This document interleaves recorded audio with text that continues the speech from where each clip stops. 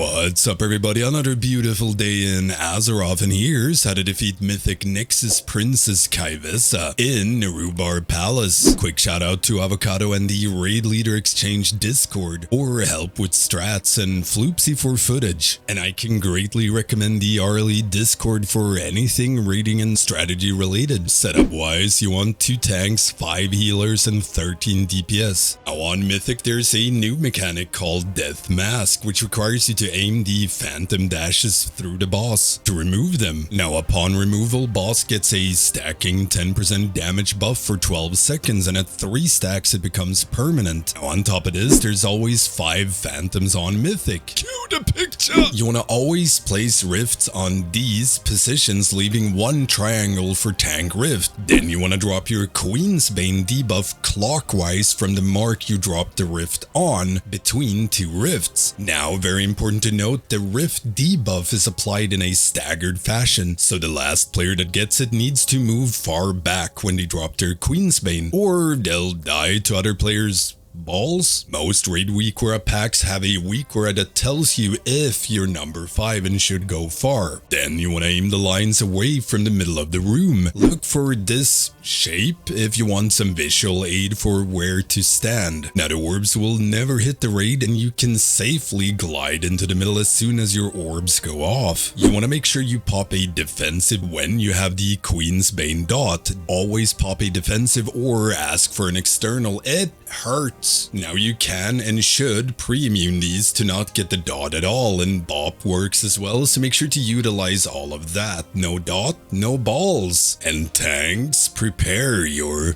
sure to use heavy cooldowns for the tank buster as well as the following dot. Tanks takes an unethical amount of damage on this fight overall, so have fun. Following this, you'll get your first dash, and the positioning here is extremely important. Targeted player needs to always go to the second mark, going clockwise from the phantom you're targeted by. So if you're for example targeted by the phantom next to blue, go and stand exactly on top of green. Very important that you stand on the mark. Doing so, the phantom will always end up in the triangle as it dashes through you. So placing marks correctly and standing on top of them is vital. And one of the phantoms with a death mask on needs to hit the boss here, which is the tank's job. Move boss so 1 or 2 masked phantoms dashes through it. If you used X as the first tank rift, then orange won't have a phantom dashing to it. So if there's a masked phantom dashing near orange mark, make that one hit boss so you minimize boss movement. And make sure 3 never hits boss. Following this, you want to stand on the edge of the hexagon, aiming the lines away from the middle. Again, make sure to pop a defensive. Tanks, be ready to move boss to orange to drop the tank rift, and keep an eye on balls as you won't be in the middle of the room. Following this, you get Nexus Daggers. These are no joke on Mythic. They go off way faster, so you really gotta be on your toes. You really cannot afford having anyone hit by a single knife. The Queen's Bane dot is insane, as well as the damage from the knife itself, so yeah,